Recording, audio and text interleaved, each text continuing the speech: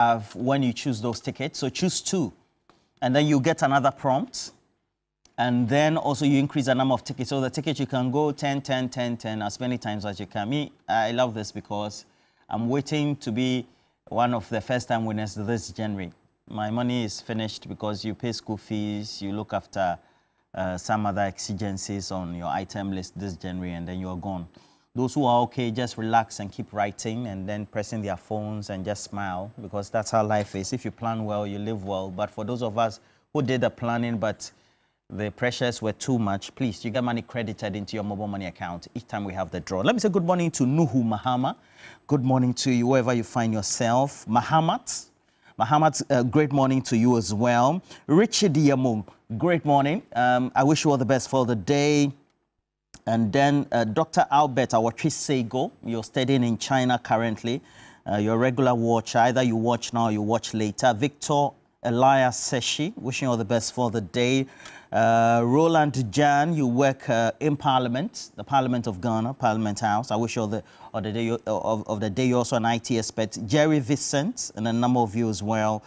Ernest Akota, I wish you all the best for the day. And then Emmanuel Yeboah, I wish you all the best, and all those who keep giving us all those great messages. We're grateful. Piers Morgan Edward Ochre, good morning to you. And then Caleb, Ambassador Tokla, I wish you all the best for the day as well. But look, somebody I haven't wished Happy New Year to throughout this year is Nana Mapokria, the lovely, beautiful, intelligent Nana Mapokria of Accra. I wish you all the best for the day, beautiful, intelligent lady. Now, Mentor has a finale this weekend. Make sure you stay with us. We brought them in yesterday. We also try to do the climax today for as many times as we can. And please make sure that the 12th of January becomes your penned date. So you peg it. And make sure you are at the National Theatre. Just for a ticket of 50 Ghana cedis, you get to watch some great renditions of songs as well as new songs from this prospective great winners for Mentor 13, which is the Rising Star edition. I tell you, I wish I had some talents, but I don't have any talent at all. So I'll just go there and go and watch those God has given the talent to. All right, Isahaku Mbapa, you're complaining I don't read your messages. Opari, good morning to you as well. But I have, with the Movement for Change, first time I encountered him years back. He was a member of the MPP, but he's a great friend of mine. Uncle Blackman, what's in there? Wapo, man. Great. Usman, Fad Usman is here. Good morning to you. Good morning. It's been a while. We haven't met. How did the campaigns go? Well, I believe the outcome before sin.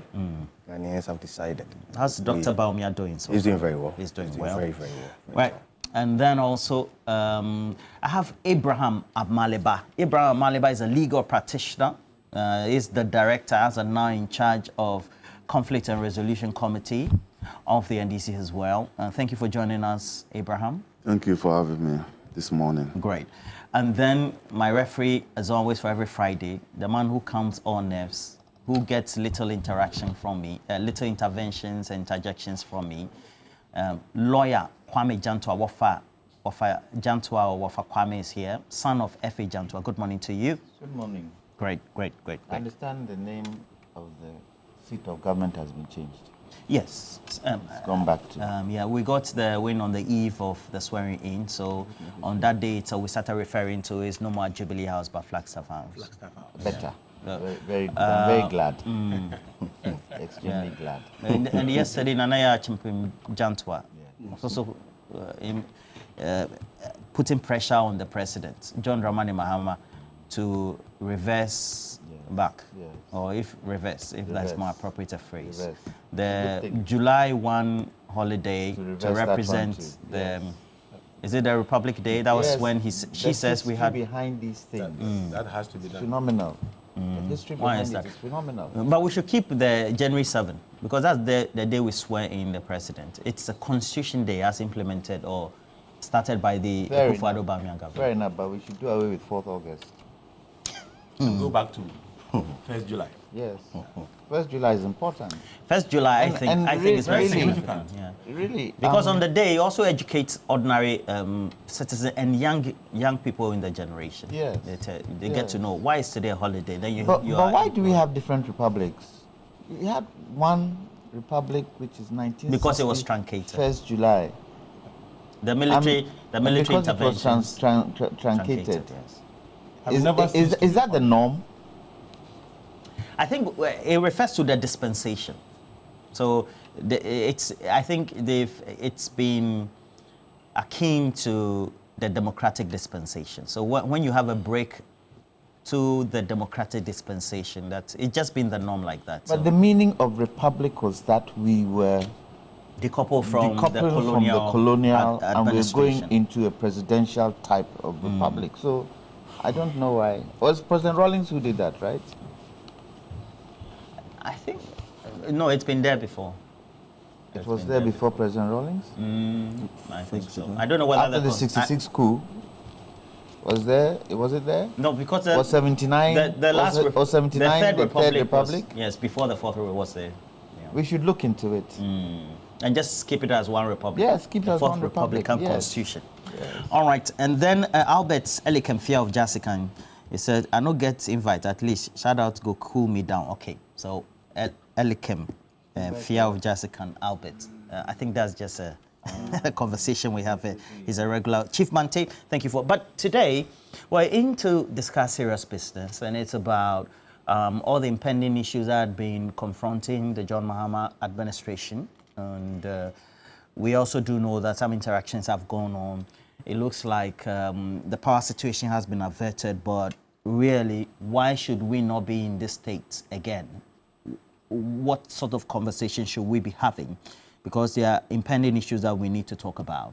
And so let me start again by asking Mr. Maliba, you look at all the things that have been done to avert this impending crisis. The power players, however, based on my interactions with them, say there are long-standing issues about piled-up debt, 2.5 billion going to excess of $3 billion. That means that, for the energy sector. So that would mean that we just want to deal with the committee put together and then what has been done to avert. Then we'll talk about the appointment thereof. Because then you can zoom into the merit or not. So let me say good morning. Dr. Kesel Atoforsen as Finance Minister. So let me say good morning to your viewers and to my colleagues on the platform. Morning.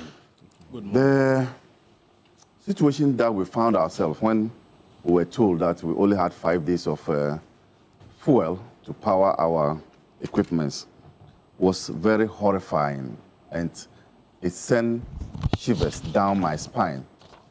But as you are aware, President Mahama has always been a man who doesn't like complaining, but would always look for solutions. So I wasn't surprised that quickly he had to put together a committee, and that's the nature of President Mahama. When he's faced with an adversity, he would bring together stakeholders, players in the industry, knowing that they have the know-how to deal with the situation. And so you look at the committee that was headed by the Chief of Staff or so, had John Jinapo, who is now being designated as Minister for Energy. Then he brought in the power players, and they were able to find a solution to it. I am told that WAPCO has decided, and you will be able to tell me, has decided to postpone their maintenance, which would have been an issue. Not yet. No, but the communication is that they have agreed to... They've given the indication because it's supposed to start on the 20th. They've given the indication, but they say it depends on the contractors to see whether it would be a good thing to do because of the integrity of the pipeline. We'll come to that. So, we had also the sector players. Gridco were there. I think ECG was also there. And they came up with something that would avert the situation. Yesterday, the president was clear in his mind that he's going to keep the lights on and that there wasn't going to be any challenge at all.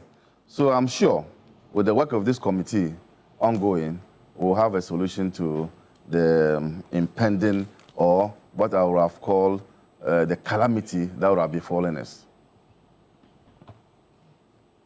All right, and subsequently, what do you make of it as well, Mr. Batman? Yeah, let me say good morning to your viewers and my colleagues here. I believe the president has done what is needful.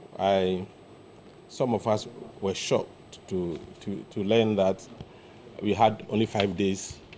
5 hours, not 5 days. 5 hours. That's what we were told. Some of the generators, some had stock lasting 5 hours. Some had 21 days. It depends. So averagely 5 days. Let's take it 5 days. Based on what calculation are you taking on average? Be that as it may, 21 days. Be that as it may, I see your guns are blazing. Whatever was done to occasion that, for me, was very bad. I mean, if you look at the fact that the government had time, they knew the situation, and they could have done something about it before leaving office. And what was done for me was sheer wickedness against the good people of Ghana. And I believe some of these things should never be allowed to happen again. And the president has done well that, I mean, of course, we elected him to solve problems, and he's shown that he's prepared to solve our problems. And for me, that is quite significant. He's hit the ground running, and that is what we expect him to do. And so, Mr. President, kudos to you for what you've done. We expect that you do more of such things, because I believe that as you move along, you're going to uncover a lot of mess that have been covered, that were covered because of the elections. So, as we uncover them as much as possible, try to get them solved for us, because that is why we voted you into office. We believe that you are going to succeed. So do what is needful for us as a nation. Okay, Osman. Fad Osman. Fad Osman. Thank you very much. Mashallah. First, let me greet our viewers, and then to my senior colleagues here, my uncles, and then my senior brother. Roland, I think it's important we put it on record that Dumso, as we've all come to call it, has been a financial challenge. I believe, if you remember very well, I think 2016, we were told by the then Mahama administration one that Dumso was a financial challenge, if you remember very well. It has been the situation like that. The capacity, it has always been financial challenges. No, it's not only financial. It has also capacity. So now we have capacity. No, there was also capacity. And that's how we brought in Car Power 1, Car Power 2, and Ameri. These are capacity issues. And the other IPPs. All right. So financially, they also admit that. Yeah, there's no. Osman, what's your point? The point is that, Roland, you see, if you remember very well, prior to these elections, Parliament had to sit and present from the Minister of Finance a budget. When did you do that? Very good. That's a very important question you asked. When did we do that? That was on 3rd of this month. 4 days to hand it over. Why? What caused it? I remember very well, then majority leader, today minority leader, called for Parliament to consider some of these issues as far back, somewhere around, I think, as far back November, when he was calling Parliament to go and sit. Finance Minister presents 3 months into 2025 budget, expenditure of government. And it was going to cater for some of these situations. But what happened? We had people who were wishing doom for the country as far back November. Today, these same people tell us that they have Ghana at heart. You see, Roland, sometimes when you are calling for something, we should be very careful what we call for. If we had allowed Parliament to sit prior to elections, to present the budget from the Ministry of Finance, certainly some of these issues we are facing today, with monies to be paid to some of these IPPs and other, let me put it quote unquote, generation capacity to even generate more power will have been dealt with. Did you listen to Roland, Herbert Crapper? Roland. Or did you read from Herbert Crapper? Yesterday, please. And then also listen. After the comment, I've listened to. Listen to John Jinapo. I've listened to John Jinapo on City FM. Okay. That government needs to contribute or cough out $100 million just for fuel. I hope you are aware of that. Are you aware? But that's not the thrust of it. No, are you aware? Meaning government needs $100 million as we speak currently to deal with the challenge. Okay, so Osman, let me explain based on what the great co-officials who were at the committee said. So ideally, the standard operating procedure is you do the requisition for the purchase. It takes about 4 weeks for the fuel to arrive here. And then consequently, it has to be treated. You go through some level of chemical treatment, of course. I mean, just to put it in plain language. Then it's ready for the generators to be able to put in their machines to generate power. So irrespective of whether the money is ready or was ready yesterday, if you make the requisition, it will take you 4 weeks before you get the fuel. That's the problem. Roland, I am because in lieu or in the absence of you waiting for the fuel, there's no stock for you to then put back into these generation plants to be generating power. Roland, I have not denied that fact. But what I'm saying is that if Parliament, as at that time, when majority leader, previously, that's I'm talking of the 8th Parliament, Honorable Afenya Markins, was calling for parliamentary sittings to ensure that government businesses were transacted. For instance, where the finance minister will have to present 3 months expenditure of government into 2025. Some of these issues will have been catered for, and these requests will have been made, Roland. That is what I'm trying to say. So please, it is important that we do admit. Oh, please. That's not how it is. Oh, you see, no, you expect, please. This was already budgeted for. Budgeted for. Budgeted for. This is not dependent on. It is too early for. It's not dependent on the budget that was sent yesterday to Parliament. It's too early for that requisition and money to buy that one has already been budgeted for. Roland, this one money has. This budget is for January to March. No, it has nothing to do with that. You see, but what you just said, if monies had already been budgeted for the purchase of this oil, then where are the monies? That's the question I want to ask you. Who you are asking? You see, the point is that, Roland, please. You're asking who? Please. Oliver, you're not helping this discussion. I'm not saying that there was no money. No. You didn't make the order. Yeah. Roland, how do you make an order when there is no budget being approved for that? So please. I think that it's too early for this. We all are it's acquainted too early with the issues. It's too early for this. So the issues are, and again, I am not disputing. I'm not disputing. No, because what you are saying is not in line with what the industry people are saying. Roland. So you need to make the order in time for it to arrive, because the fuel is just not here. It's not in Tema. So you have to go purchase that fuel. It has to be cargoed, then it has to go through wherever the destination is to come here. Roland, I think, so that's the basic problem. If you remember somewhere last year, well, I think 2023, December, Christmas there, about when we had some challenges with our lights issues, where we were told that government needed money to cough in to deal with the problems. You remember very well, we had to find money as of January last year to deal with some of the similar problems like this, Roland. We all do know that these situations are being faced currently. It's as a result of financial challenges. It's a fact. So you are saying the MPP government had financial challenges? That's when they didn't start what I'm saying that if we had allowed budget from government to go through, as at November last year, when we were calling for it. And the minister has not said that there were budgetary. He actually has said that the stock was available. And truly, from what I've seen as of last night, from some generating capacities I've seen so far, we have some places where we have, I think, stock of 21 days. With some few days. I do admit to that. But the reality of the matter is that we should wish well for this country. That's what I'm trying to put this morning. I cannot come and sit here, and just because I'm in opposition today, I wish do for this country. I will never do that. And let me also put it on record, Roland. With the New Patriotic Party, our political fortunes are not dependent on the destruction of this country. Never, Roland. So we are all here to help build this country. But sometimes, let's also, as people as we are, do accept that our individual interests should not be paramount over the national interest. Roland, that's what I'm trying to put across. If we all do admit what happened in Parliament in the last days and these early days, we've seen it, Roland. So please, as a country, let's come together, build a country that tomorrow, if I come to opposition, I am today, I can also be proud of what I contributed in building this country. But if we don't do that and quickly we want to play the political advocacy, and just like my senior tried to do this morning, to make it look like I am the one trying to draw in that particular angle of the argument. But the truth, the reality is that, Roland, it is financial problem.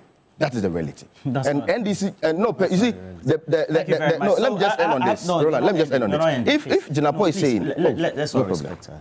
That's very Okay, interesting. so this one is coming $100 from million. my chairman, Jamaica. That's Good morning to you. Says Anonymous, if the import had happened in October, or if the import should have happened in October, what has that got to do with budget just read? That is it. October expenditure was already it. budgeted for. That is it. All right. And he talks about Parliament. And then he Parliament, concludes. who were those who refused to go to Parliament? And then he concludes, we need to really They understand. call Parliament, you ran away. They call Parliament, you ran When away. was that? And then you say that. And then he concludes, we need to really understand the issues before we come and sit on national TV. There are people who watch us, and what happens is, Roland, tell your guest, when they are not saying the issues as those in the industry know, they tend to tune off and change the channel. Well, thank you for your comments as well. I'm grateful. Kafui Yaudo, good morning to you, says that, look, the immediate impasse means that GM has the resolve to change everything that he wants. But the job that should have been done to make sure fuel was available by the previous government was not done. And just a day after taking office, this problem looms. Certainly, somebody didn't do his work. Kafui Yaudo, wishing you all the best for the day. No, you were not invited for the party, but don't worry. But, okay, what's your own assessment of the nominations? Oh, you haven't? Oh, sorry. Because you made the intervention, I thought. That is just a short And you are also chair for the Energy Committee of AGI. So, sector. Energy sector. Very important. Very important. Good morning to our viewers. If I'm even to take, and my brothers around the table, if I'm even to take Osman's position that they called for Parliament to discuss issues, it didn't happen. But remember, Babin was forced to come into Parliament. The day he came, the second calling, when he came, there was no government business to discuss. The MPP walked out. So even if he's using that as an argument, I don't think it holds. But Roland, the question should be asked, and I have the document from Gridco, when it titled Power Supply Outlook for the Wakfi Offshore Pigging from January 20th to February 16th, 2025, and projections for 2025. And in it, it indicates that the maintenance for the Wakfi pipeline was supposed to be October 24th, but had been rescheduled at the request of the Ministry of Energy to January. Why the request? Why was it changed from October to January? Nobody has been able to explain that bit to us. My good friend Krapper has not, in his statement, didn't give the reasons why it was postponed. At least they should tell us. Was it financial? Was it the fact that they couldn't procure feedstock? But really and truly, I think this goes down into the fact that we haven't done production, exploration to production in 8 years. So we have stranded gas. We have gas still in our fields that haven't come out. And we know that gas is what is used to power our electricity generators. And if we don't have the gas, what happens? There's a mix. And the mix is more gas than the others. So we have to now find funds because of where we stand now. And we know finance is key in this matter. I wasn't surprised with regards to President Mahama handling this. Has he not seen it before? Has he not seen it before? Has President Mahama not seen Dumso before? And I was victimized for saying that President Mahama did what? Completed Dumso before he left in 2017. Ended Dumso. Ended Dumso before he left in 2017. I was victimized for saying that. So I wasn't surprised because I knew President Mahama would be able to handle it. I think the most important thing is the fact that, and you were right, when you said there are some generation plants that still have some feedstock. Send Power is one of them. has some feedstock that can take us forward. But I think the most important thing going forward, it is not, and I pray my good friend John Jinapo coming into the energy ministry would not keep referring to the MPP, and they didn't do this and they didn't do that. The people of Ghana has discredited the MPP by the votes.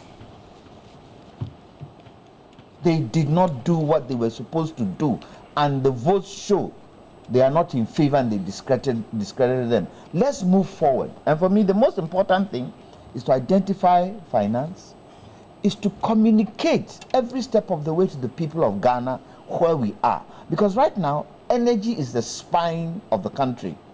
And if anything is going to happen, effective communication to the people is key. Number 3, planning.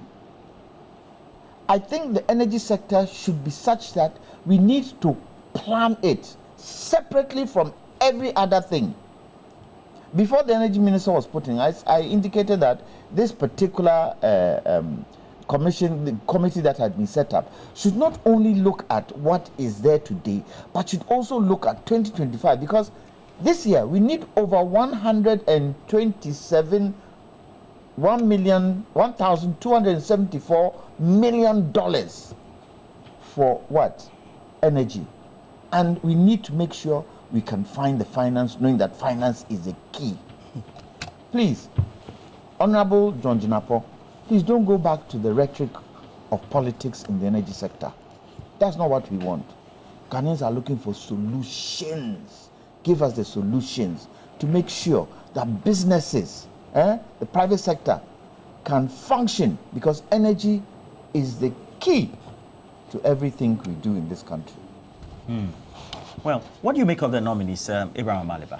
And what really needs to be done by way of the right caliber of people to be able to make or get the complements of people to take up those responsibilities that are needed? The first 3 appointments for me is a master stroke from the presidency. Master stroke? It's a master stroke In from what the way? president. Because when you look at the 3, you will notice one thing about them, that they were all deputies under Mahama 1, and they all distinguished themselves under Mahama 1.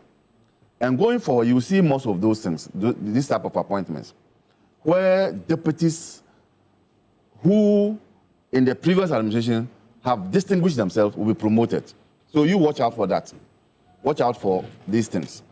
Now, these people, when they were in their deputorial position, did so well that the president now thinks that they are capable of handling the ministry. Take Arthur Forson, his finance background and then taxation background. It will tell you the kind of thinking the president has. With his finance background, he's expected to come up with policies that would turn around the economy. With his taxation background, don't forget that the president has indicated that he's going to scrap some taxes. And so his knowledge in that area too would assist. Now, when you take John Jinapo, he is also another person who has come through the mill, you know. His experience in that sector is so huge that he can literally close his eyes and tell you what's happening in that sector. And you can attest to that when you call him and he's speaking. He can literally close his eyes and tell you what is happening in that entire sector, the energy sector. Don't also forget that he was deputy to Donko. When Donko left, he literally ran that ministry. Even though Setepe was overseeing the ministry, I have run into them. I have run into the 2 of them in Jinapo's office at the energy ministry, where Setepe was seated and then John was seated and they were conferring. So his experience comes as a result of his years of working in that sector. And being a minority spokesperson in that sector too, you could also attest to his in-depth knowledge in that area. The next person, the third one is Dr. Dominic Ayene. Also, when he was deputizing Marietta Briapia-Opong, clearly also was on top of his game. I've worked closely with him. I'm with him in the same chambers, and I know what he has as arsenals. But what does these three appointments tell you? It tells you that President Mahama is in a hurry to see this economy turn around. By appointing these nominees? No, by appointing Atoforce. That is one. Two, with John Jinapo, we just spoke about the energy crisis. And he's the one who President Mahama thinks that can turn around the situation. There are no crises at the moment. Yeah? There are no crises at the moment. Why, we don't have them so? We don't have them, sir. Well, we have them, sir. What is the problem? It is not as if... We have them so. We just came out from doing so. Every day there's doing so. This particular issue is from January 20th that we're talking What about. January? This particular issue we're talking about, the January what? situation, January 20th. Of what? In terms of... No, I am talking about... listen to me. Before this government left, didn't you... don't... I think... didn't you see them? So you... No. You went iron your things and coming here. So we had challenges. We had challenges. You get my point. It tells you the mindset of the president that quickly we want these areas to be dealt with. That's the kind of argument I am making this morning. Yeah. This morning I'm saying that he's inherited the challenge. A challenge. And in and this it's so long ago we until it's resolved. Yeah. Now, when you go to Attorney General, the corruption, what is the name of that thing? Oral. Huh? People have come with information to be dealt with. You will now need an attorney general to take over. Are you following are you understanding my analysis? Why these ones have just come? Energy. I was talking about... No, I'm telling you one after the other, one after the other, one after the other. I've told you. All right, so let's go ahead. Now, it tells you the mindset of the president that there are immediate things that this country must deal with them. And so these ministers have been appointed or designated, or MPs have been designated to quickly start working on them. So these three ministers are supposed to hit the ground running. And so the master stroke is in this regard, where these three are all, as it were, competent to deal with that sector. Yesterday, I heard Afenyo Markins in Parliament talking about the appointments being made in thoughts and in pieces. And I asked the question, Afenyo Markins, when Nana Akufo-Addo, this appointment, didn't we end up having people who were appointed ministers and they were misfits in their ministries? Somebody couldn't define aquaculture, but was made a minister. It was because of the wah-wah nature of appointments. When you do wah-wah appointments, you don't do meticulous work. In any case, the president has indicated that he will use 2 weeks, that's 14 days, to assemble his government. Have we exhausted the 14 days? Why is Afenyo Markins standing there in Parliament and making comments as if the president promised something else and is doing another thing? So I'm telling him that he's filibustering. And watch Afenyo Markins, that's what he's going to be doing in Parliament. He's good at that, filibustering. You know what that means? Just speak and continue speaking out of context just to take away the time. And so he will engage in a lot of that. And our members, particularly the speakers, should be ready to put him back online when he starts doing that. So for me, I have described it as a master stroke. These three are all competent in their areas. There's no doubt about that. And I think that it also shows the president's immediate concern. And that's why these three have been appointed to take charge of those ministries. Very interesting. And Mr. Duncan, if you take a look at the... Mr. Bachman, if you take a look at the appointments that have been made, they seem to be pointed at critical sectors. Yeah. The president's government is inheriting DDEP, external debt, credit restructuring, the main issues with getting even the regular banks on board to make sure they meet key indicator threshold, non-performing loans, capitalization when it comes to those regulatory regimes of the Bank of Ghana.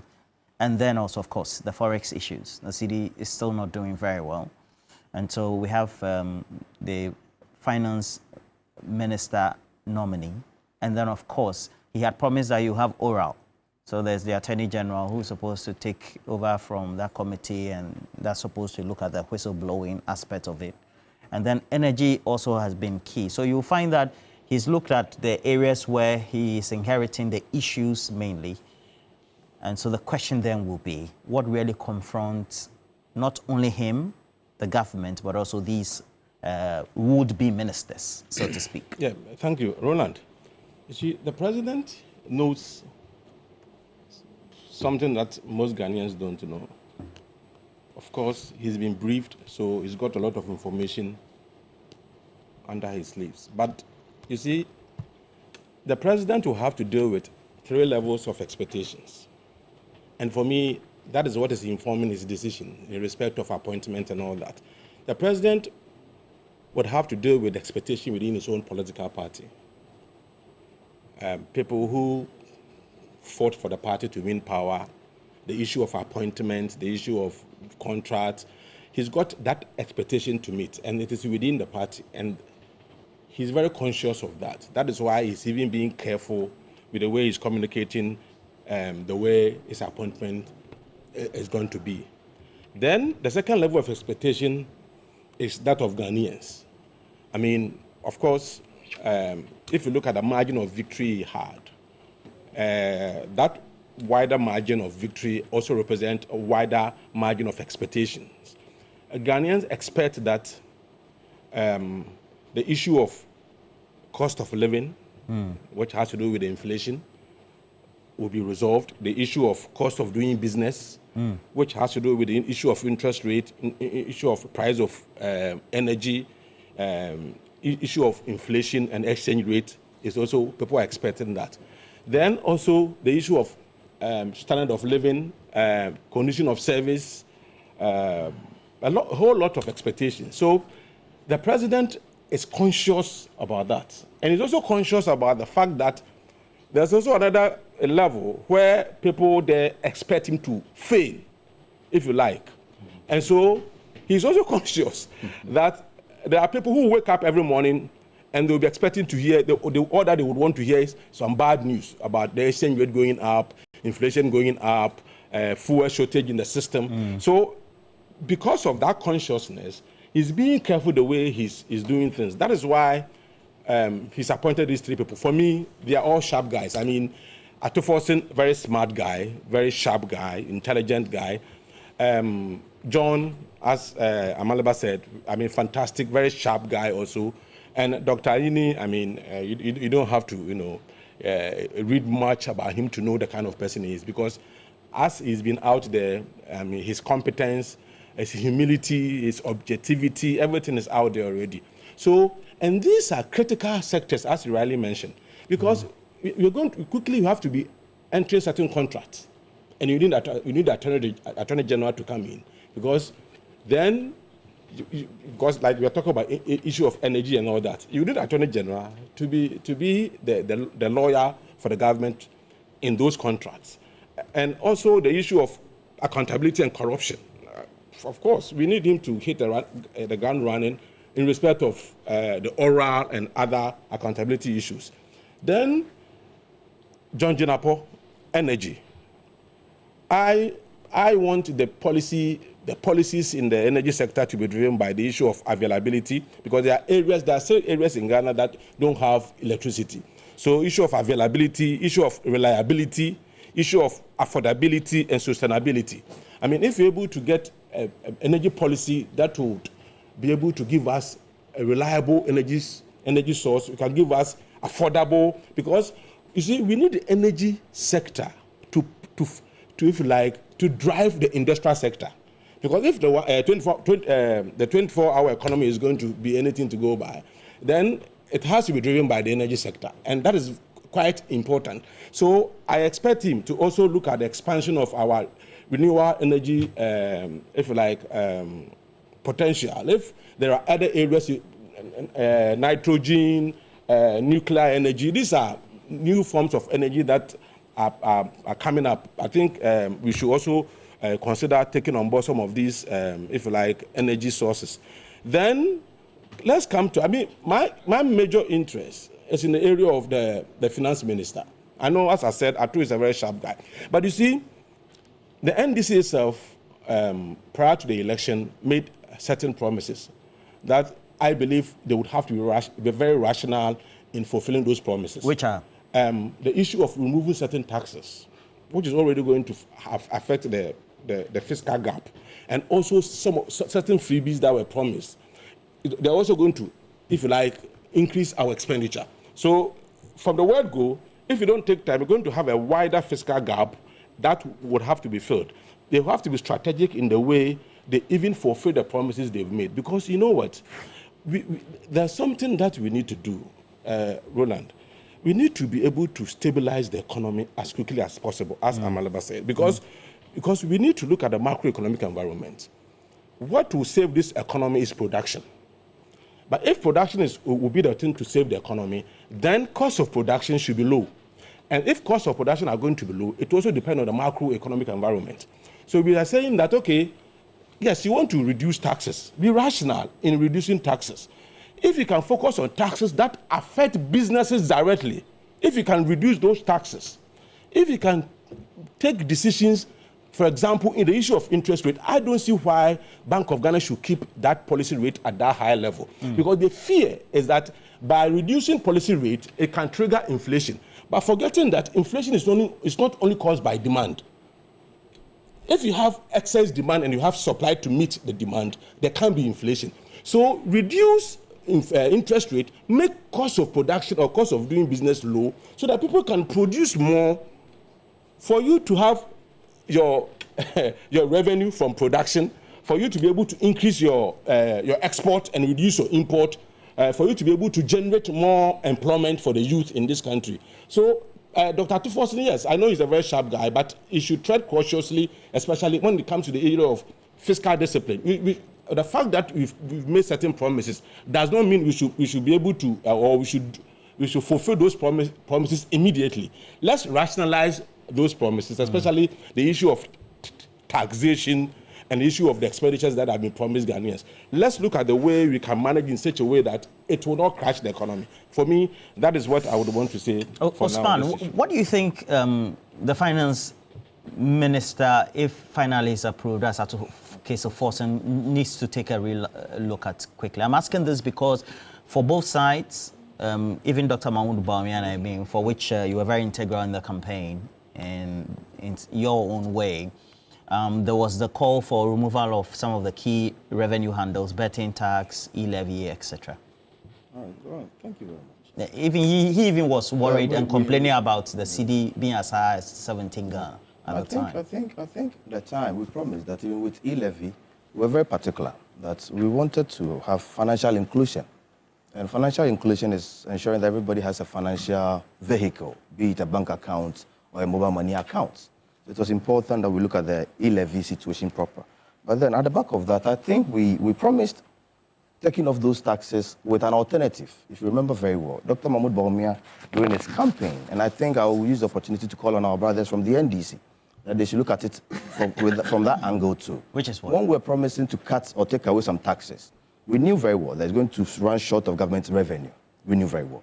And at the back of that, we also promised that if we're to be given the nod, as at the previous elections, unfortunately, which Ghanaians decided to vote for the NDC, we were going to also cut on government expenditure, which Dr. Mahmoud Bawumia promised also, if you remember very well, in our manifesto. I don't understand. You mean that Ghanaians voting for the NDC? No, I'm saying that, no, Oh, come on, Roland. Don't use that word. I said, unfortunately, they voted for them. We were campaigning to be voted for. Okay, I get you. And unfortunately, so please to us, it's unfortunate. To them, it's unfortunate. No. So you get the point. Very good. So what I'm trying to tell the NDC is that they should take a clue from what we're promising.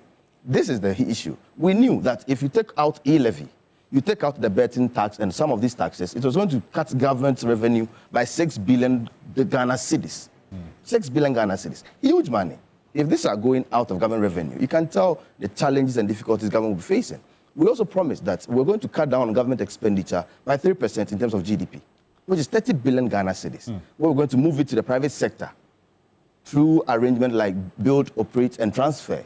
So I think it is important that if John Dramani Mahama truly wants to take out some of these taxes, he should look at other alternative source of expenditure financing, like build, operate, and transfer. For instance, we can have private institutions or private entities coming on board, building roads, hospitals, schools.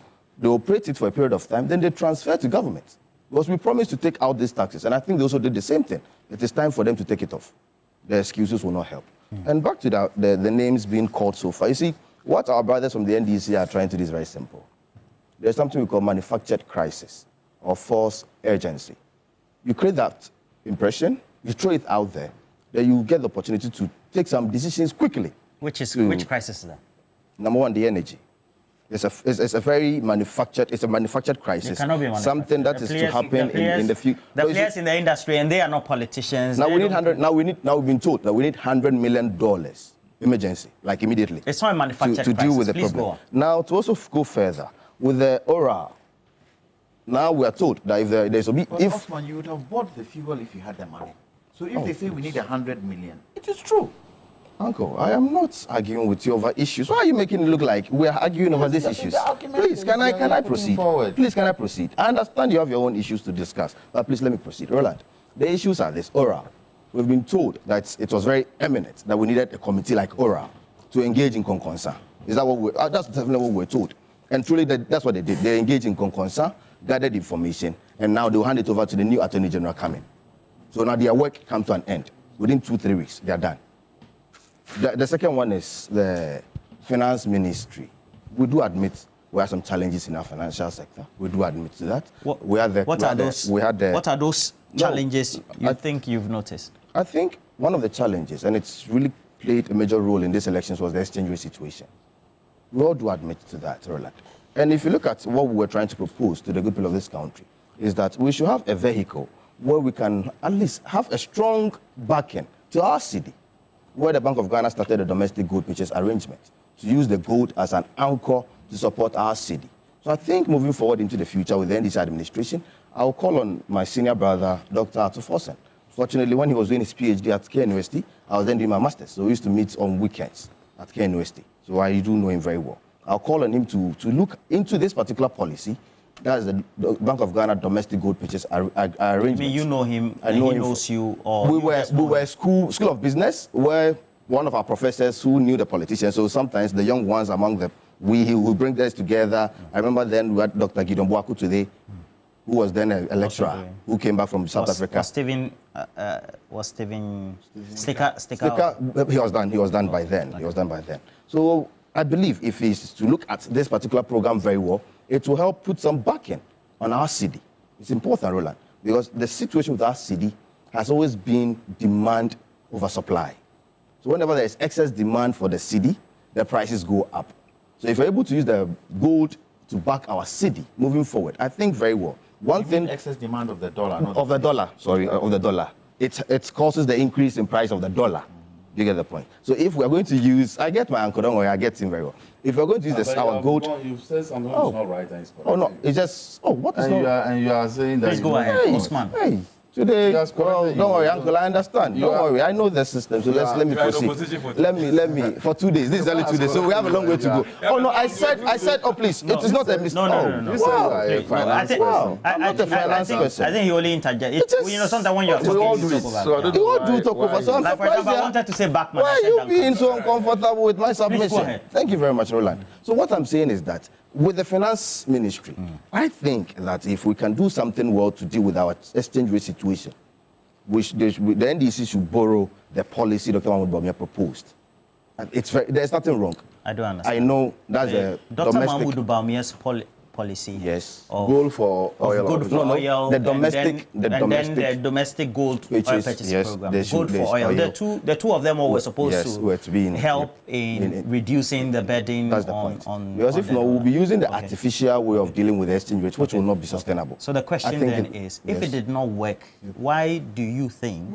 Because if it did work, the city wouldn't have been at the time that the campaign was ongoing. 17 Ghana cities on the street. So, for example, when you go to under the neem trees at airports, where we have the Nigerians, that's Abochi. Okay, Abochi, the Burkinabes, the Togolese, and the other West African neighbors there, who will quickly get you the dollar. You will get the dollar at 17 Ghana cedi, depending on the quantity that you want. You see, Roland. If it didn't work now, why do you want it to work today? I think the point I tried making and my uncle corrected is that the demand for the dollar. You see, Roland, if you have that demand increasing through corporate institutions like the multinationals, at the end of the year, trying to take out their profits through the dollar system, where they need to exchange their cedis into dollar and take it out of the country. It also puts some level of pressure on our city. You see, Roland, the truth of the matter is that some of these measures takes time for you to see the effect of them. It's not just an overnight where you implement it and within 2 days, the effects are out there. You get the point? So I think that in the long run, if we want to have a very strong currency, which can stand against other foreign currencies, we need to back our city with one major commodity, which is the gold.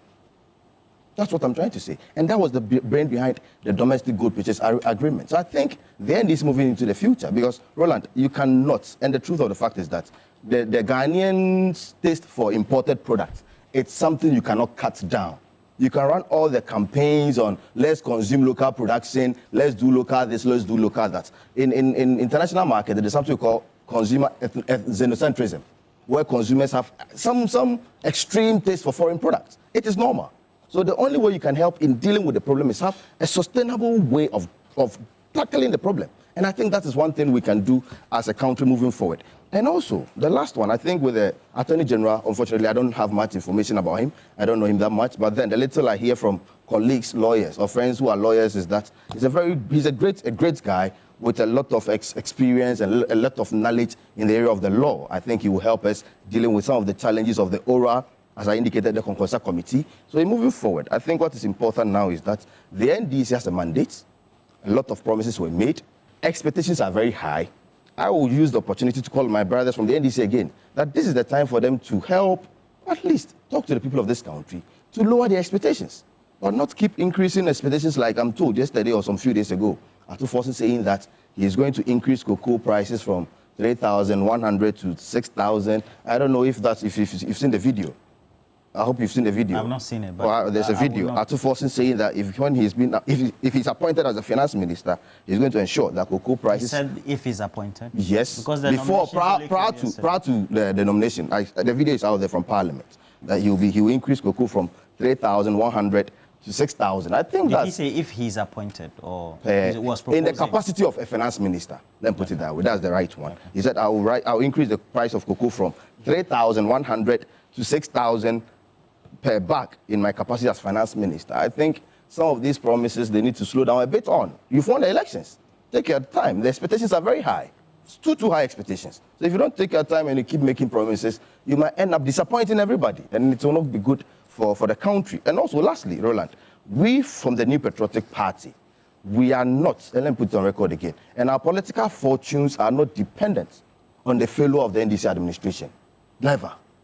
Our political fortunes are not dependent on the failure of the NDC administration, Roland. What we are saying is that if election 2028 will be conducted, there will be new dynamics. It will not be the same as 2024 elections. So please, let's not create the impression that we from the New Patriotic Party wish any calamity for this country. Far from that. Far from that. So my brother, unfortunately, that narrative that we know where he's coming from. That fuel prices increasing, and yesterday I'm told fuel price even was increased yesterday. Okay. Are you not going to? Why are you on this? Osman, thank you very much, Roland. Oh, please, thank you very much. Thank you, Roland. Thank you. No, you made that a session. It's not the best. We are building a country. What confronts these prospective ministers? If it so happens, let me take from where Osman left off. If it so happens that the NDC in power today do a good job, they'll be voted for. It will depend. Your political fortunes will depend on it. Osman, when you were making your point, no problem. I get you. And I'm going to get the corporation for and your political fortunes depended on it 2016. That's why Ghanaians brought you back. So don't go down that route at all. You see, President Mahama, he has chosen, and it looks as if he's choosing his appointees on ability, not capacity. Ability to be able to turn around quickly. What's the difference? The challenges. Capacity is where you have others come on board to help you do it. Ability is they know exactly what to do. And so once they get in, they are moving. So if you look at all the three of them, they've all faced the challenges of Ghana. The minority leader. As minority leader, he knew the challenges of the finance system. He spoke about it. He challenged the finance minister and the MPP then. He's very much aware of what it is all about. Junapo, he's been through the gamut of challenges with regards to the energy sector. And the important thing, especially when you look at the Ministry of Finance and the Ministry of Energy, is the ECG cash waterfall mechanism. How that can work from both sides, because it's got to do with finance. Do they have the ability to understand it? I think they do. Let me go to Mr. Bachman's expectations. And he said there's an expectation of failure from others for the government to fail. The expectation to meet from his party, from the president's party, and the expectations from Ghanaians. Out of the three, I think President Mahama is looking at expectations from Ghanaians because of the kind of votes we had. Where his party and those who want him to fail are concerned, it's neither here nor there. Okay. It depends on who he feels has the ability to move things. But most importantly, the responsibility of the chief of staff is key in his appointees. The chief of staff should be able to whip people into line, appointees into line, if they sidestep. And I think the cornerstone of everything is the kind of votes that Ghanaians and the kind of power Ghanaians have given the NDC government. They cannot slip out of line. Their job is cut out for them. There is no ifs or buts. There is no honeymoon. Ghanaians are looking for results. So I hope they won't do what the MPP has done, where even 8 years after they've been in power, they still complain about NDC doing X, NDC doing Y. You have the mantle. Ghanaians expect you to move with that mantle. Now, when you even look at taxes, those taxes where President Mahama was talking about, President Mahama also indicated that they will need to rationalize the taxes. However, we should bear in mind that we are in an IMF program. And it depends on how that IMF program is modeled. If they can go back and have negotiations with the IMF with regards to the IMF program, then perhaps some of these things can be done quickly. But if the IMF feel that e-levy, COVID tax, all these things is going to create a huge gap and we cannot find money to plug it in, it is something they would need to discuss. But in all this, mine is that continue to keep the people informed. It's key. Why is that? For me, you see, the last government found it very difficult communicating. When we were supposed to go, Osman here once in a while. Wait. I think you appeared before me two times. Wait. It's not Osman's level. It's not Osman's level I'm talking about. When we were supposed to go to the IMF, how long did it take? January of 2022 was when people were saying, we should go. When did the president come and talk to us about it? Actually, I remember the same at Forsen. It took quite some in 2019, 2020, they did, was it something at GPSA or one of those places? Is it West Africa, something? They had an institute, and they projected that. There was Professor Lord Mensah. Yes. Also projected that, looking at the trajectory of our financing arrangements, we should go seek IMF bailout. So after 2022, they say if we had gone, then we wouldn't have gone in a wheelchair. Exactly. Exactly. And it was even December. It was even December, I think, of 2021, that the cry started coming out. And remember, all the international institutions kept warning us about our borrowing. Did we hear anything? The response we got was that we are proud people. We will not go to the IMF. The response we had was that there will be no haircut, without communicating effectively what was going on. So I'm saying that at this point, any negotiation you have, don't go and sit on Al Jazeera or BBC or CNN and discuss it with them and give them the information. Come down back home, communicate with us. That is what the people are looking for. Look, the danger with any failure of the situation we find ourselves in is that the people won't wait for the next election. They will not wait for the next election. They would bring this country to a halt if they find that the things that are expected, the promises that have been made, is not followed through. They would bring this country to a halt. Now, I believe President Mahama understands this entire value chain. Why?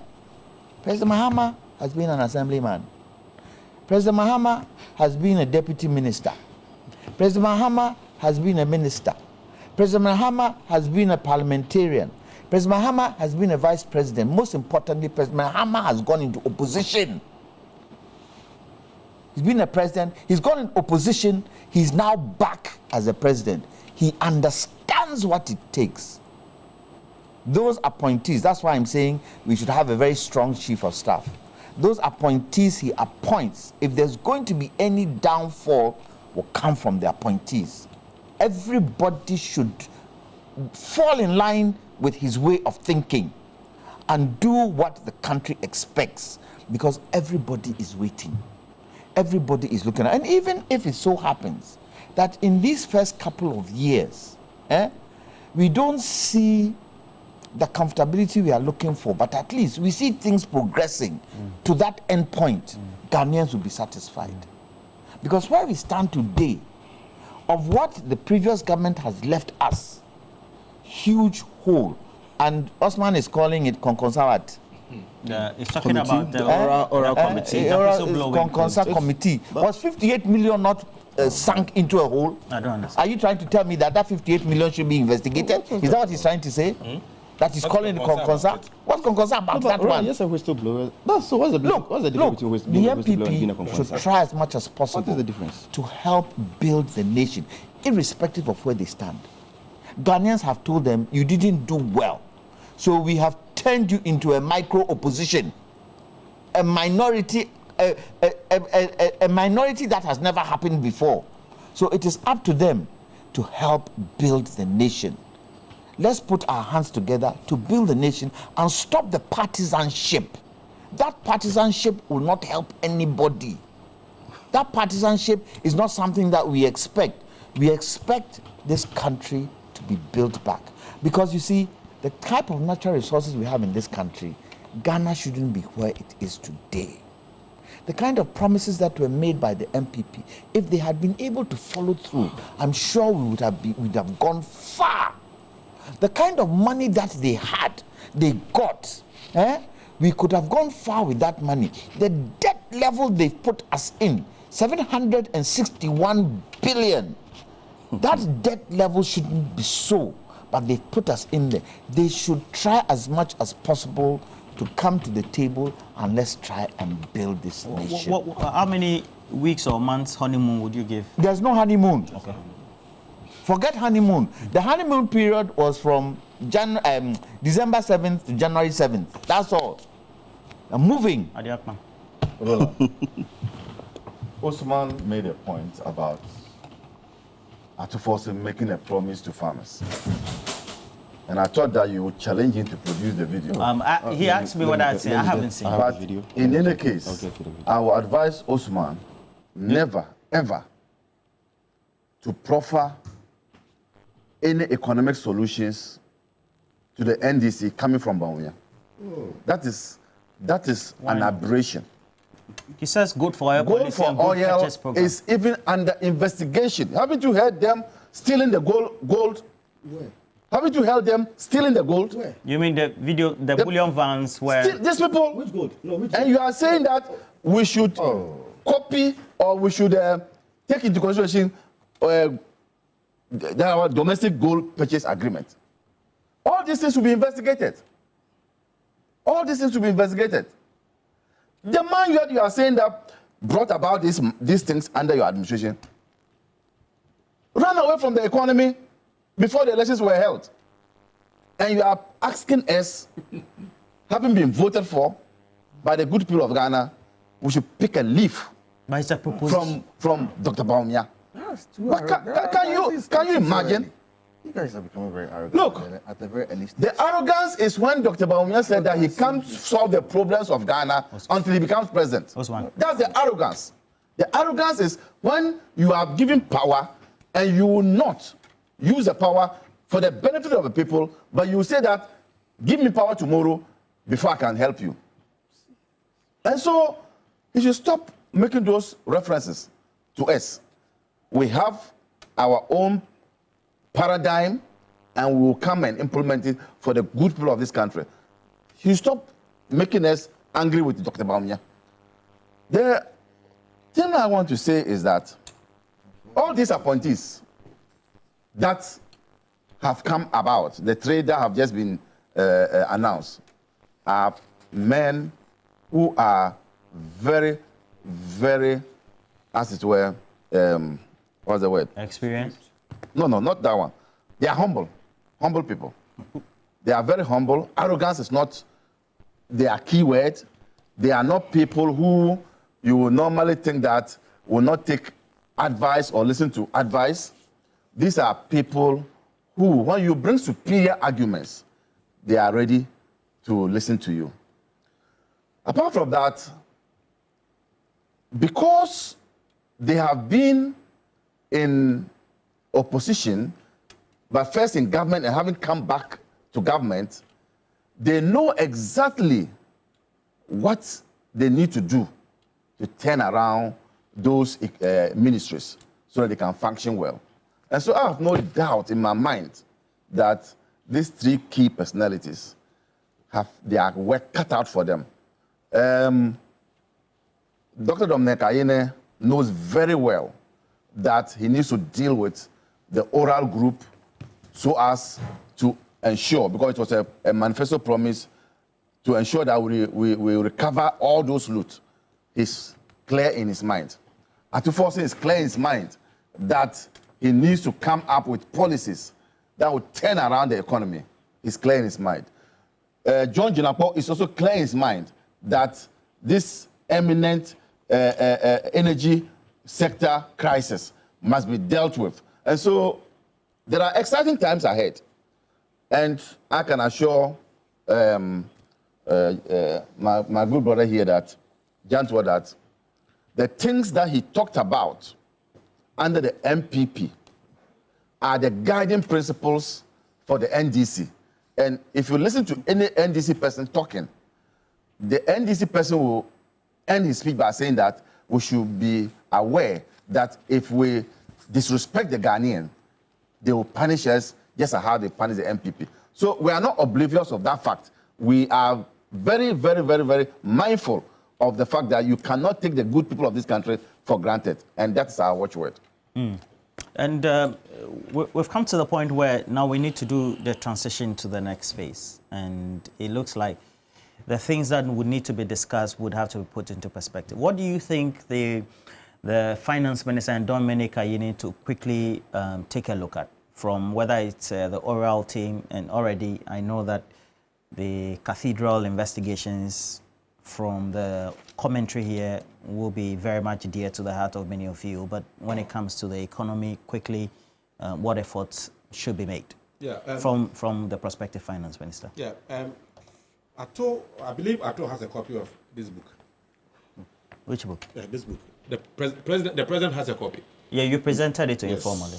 It's even on your website. Yes, and I know if you listen to the president's inaugural speech, and you see that the president is open to ideas, and so I expect Ato to get this book. If he doesn't, I believe he has it. He should go through some of these issues in relation to foreign exchange issue. This plan, Mr. Anchamatin's plan, has in the great transformation. Solution to some of these things. But then, let me say this. I've said this, what will save this economy is at the heart of every successful economy. There's one word: production. Production. So I will advise that NDC's first budget should be production focused. Because whether we like it or not, China is China today because of production. All the advanced countries, all the developed countries are where they are because of production. And we have the capacity, we have the potential to increase our production in the area of agriculture and also industrialization. So I expect NDC to pay attention. That is why I'm saying that once this book has been given to them, they can easily go back to, they can easily refer to the book and glean from it, because there are a lot of solutions that have been provided. We are not like the ones that did not work. You see, these ones, Mr. Mama himself said, admitted, he said there are a lot of things in this book that align with ours. And so we are going to take from this book.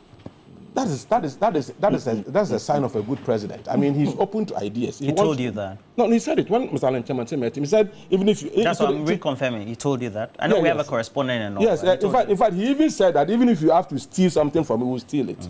That is what, I mean, jokingly, he's even used the word stealing from it. So the point I'm making is that if production is going to be what is going to save this economy, then the macroeconomic environment, stabilizing the macroeconomic environment becomes the critical issue. That is what Ato should look at.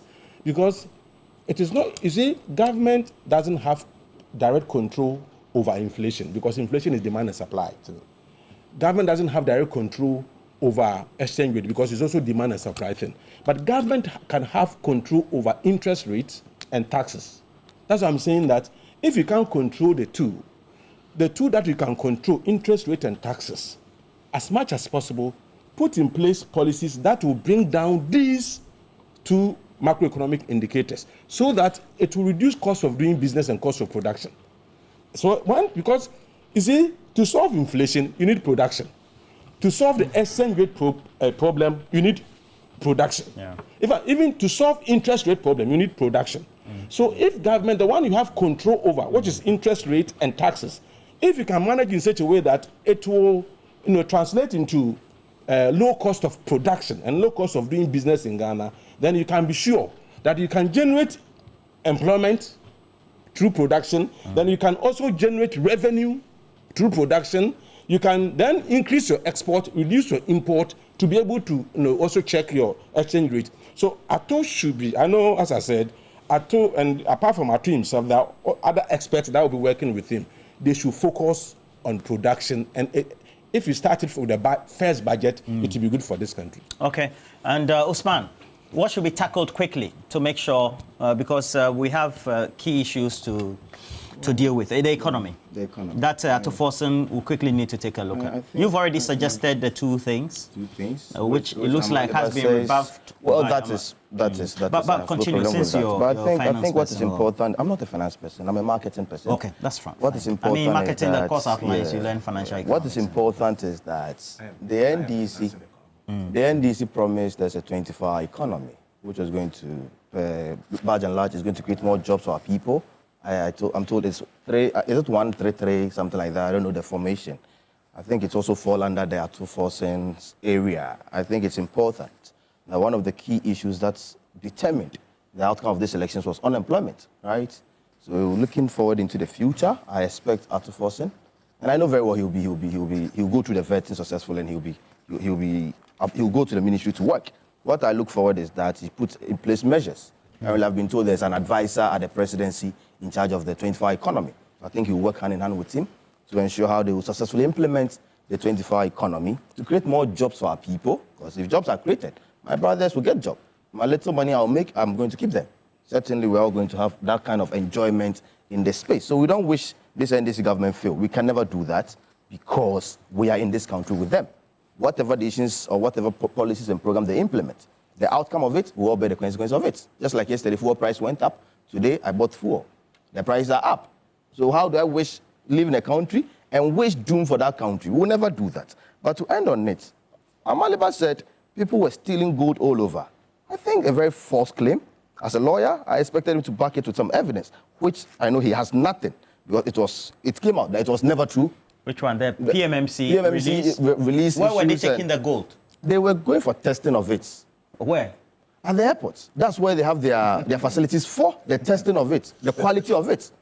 They've stated it in their statement. Wait, you mean you test for good quality at the airport? No, please. They tried the statement. Please. Oh, please. Amalib, I don't work at the... Oh, please, Amalib, why are you doing this? There's a statement they came out with, indicated. You tell I should take that statement, hook, line, and sinker. You sitting here, Roland, can I proceed? Can I proceed? Thieves are scheming to steal. Can I proceed? And thieves are issuing statements. And say I should Roland, can I proceed? Can I proceed? I wash my face upside down. Roland, as I indicated during my submissions... Which machine is there testing gold? I stated. No, let me tell you the machine. The name of that narrative. In that airport, testing gold. Are you going to allow me to make my submission? I won't let you. You can't go. Are you going to allow me to make my submission? You are part of the scheme. You've won power. You are still acting as if you're in opposition. You see, where from this arrogance? These people. Are you not going to allow me to make my submission? Please stop. Keep quiet. Roland, please stop. Keep quiet. Roland, you have scheme. You've won power. Why can't you at least give respect to the statement? What is all this? These are the Roland, can I continue with my submission? You see, Ghanaians out there watching this. As I indicated earlier, I asked you a question. You didn't answer. This is Roland. There's a statement we can all make reference to. I saw the PMMC statement. We can all make reference to. It was within the period of the transition. And I'm asking, as a rebuttal, are you saying that the quality of gold and the ounces and how it should be by way of the weight and the shape for export or for the PMMC is done at the airport? The institution mandated in dealing with came out to give us a statement on what transpired. Okay. Roland, and you think if you don't accept that, will be investigators. If you don't accept that, that's your own problem. But what I'm trying to say is that you know something, Amaliba, I think it is important. Please, Roland, this is not helping. No, let him conclude. You're not helping the discussion. Roland, I want him, please, stop the arrogancy. Talk to Ghanaians and manage expectations. No. What we are Mr. Osman, please. The arrogance is too much. No, please. Don't get angry. I'm not being angry, Roland. But you allow him to attack me several times on this platform. He reacted to what you said. Please. Can I end my submission? And please. Can I end my submission? Let's be the arrogance, I'm going to say it. I'm going to say the arrogance. What I mean by the arrogance. When I said that on the economy, dealing with the exchange rate situation, they should take a clue from the domestic gold purchase arrangements. Just take it. Even if you disagree, Roland, it is important that we understand that where we are today, Roland, one of the major challenges we face in this country... I ask you a question. If that program failed, the two programs have failed to show up the city... There's no indication that it failed. There's no indication. So it means that the city could have gone higher than that, Roland. Than 17 Ghana. Now, what is it today? What is it today? Osman, end for me. We left 14 cities, 50 pesos. I hope you know that, Roland. And that's wow. Are you not going to? You mean the Bank of Ghana rates? No problem. I don't have any problem. You can proceed. Wow. Which will be the critical areas that need to be tackled quickly? President Mahama has indicated that he is prepared to work with the private sector. He's actually had meetings with the AGI. And so on the AGI, one of our major issues are high taxes for businesses, because businesses need to create the employment that the country is looking at. So I expect him to look at the tax regimes that we have and how those tax regimes can help prop up businesses if it can be reduced. But most importantly, I think the key to all this thing we're talking about is energy, availability of adequate energy. Without energy, all the added value we want to do, all the businesses we want to look at, all the work that President Mahama is looking at will come to naught. Energy for me is key, and energy has got to do with financing. We have to be able to identify adequate financing, especially when we realize that gas supply is being compromised. It's very, very important. I heard something the other day which really shocked me. What is that? That there are some institutions in Ghana today, power institutions in Ghana today, who are exporting our gas. Our gas is not meant for export. And I'd want the government to look into that. Our gas is meant for power production, not export. In this previous government that has just passed, some of the IPPs were exporting our gas. And so it is something we should look at, because without gas, we don't have power. Without power, we don't have businesses. Without businesses, we can't create the kind of employment we are looking for. So for me, Atufosin should look at the taxes where businesses are concerned first. He should also look at capital flight.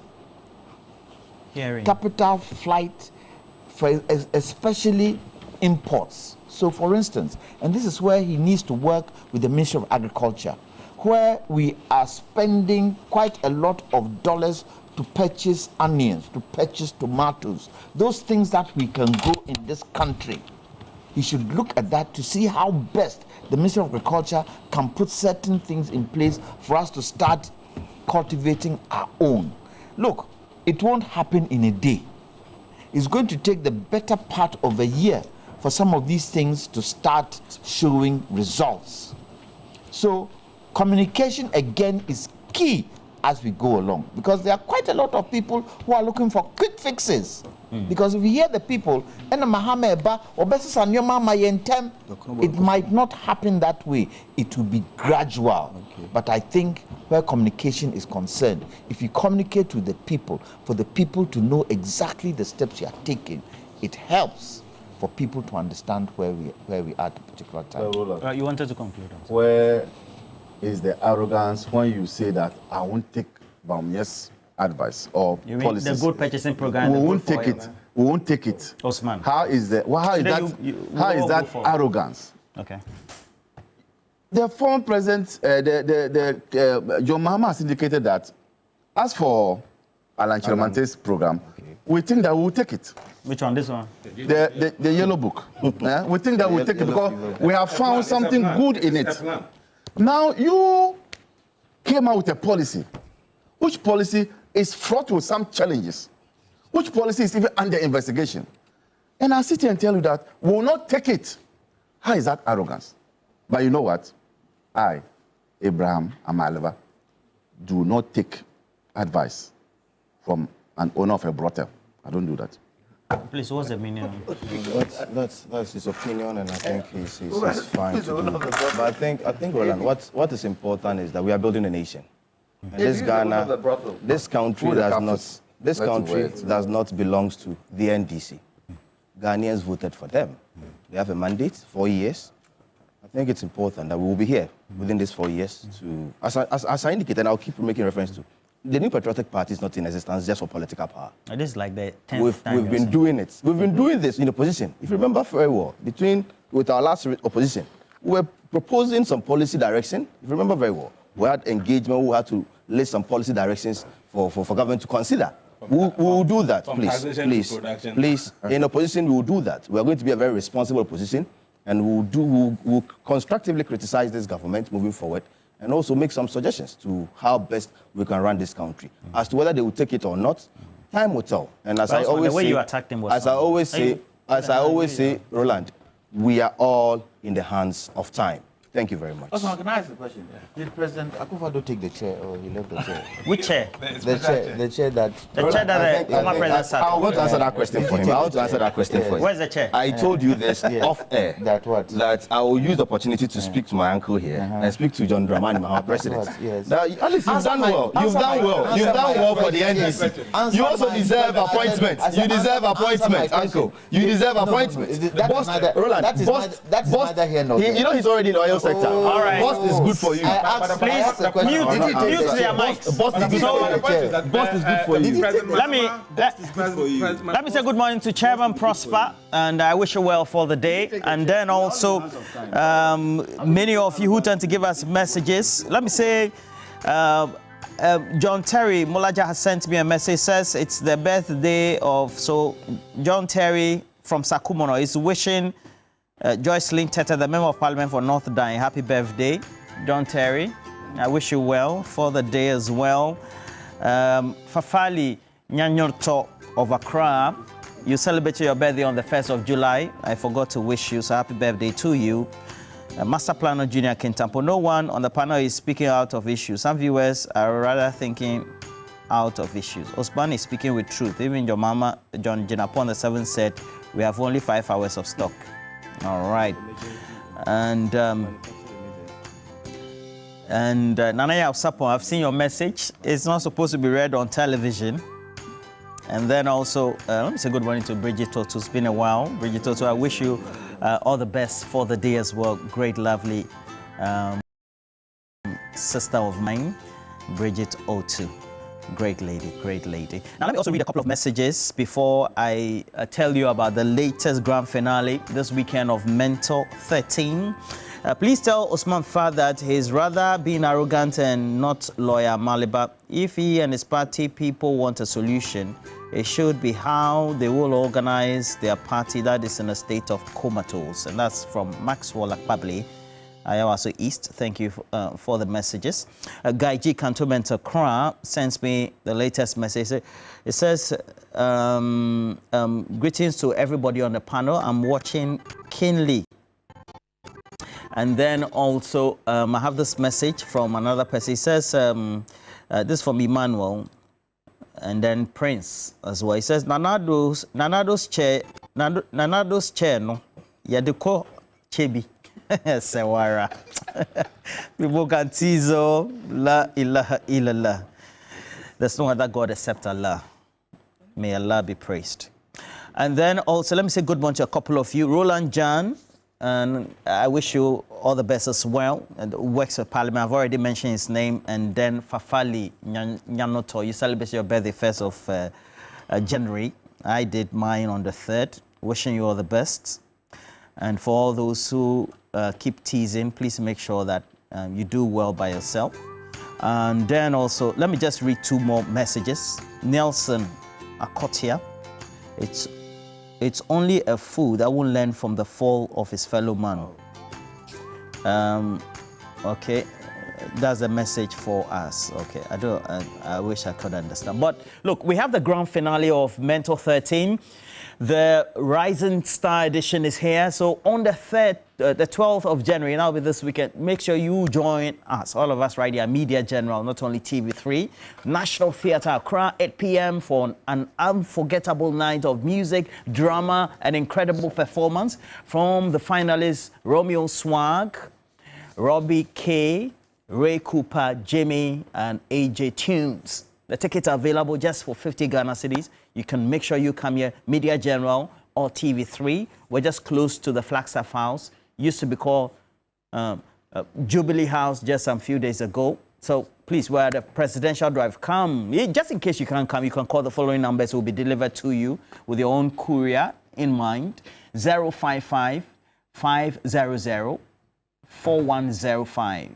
020-8998-221, or you can also use the short code *713 *19# to purchase the ticket. Make sure you don't miss this chance to get some great excitement over this weekend. Thank you, gentlemen. I've loved the discussion so far. Bit of table fighting here and there. We'll play tennis this weekend to cool off. So that's a great one. We bring you the latest sports headlines right next. We're taking a break. We'll be right back.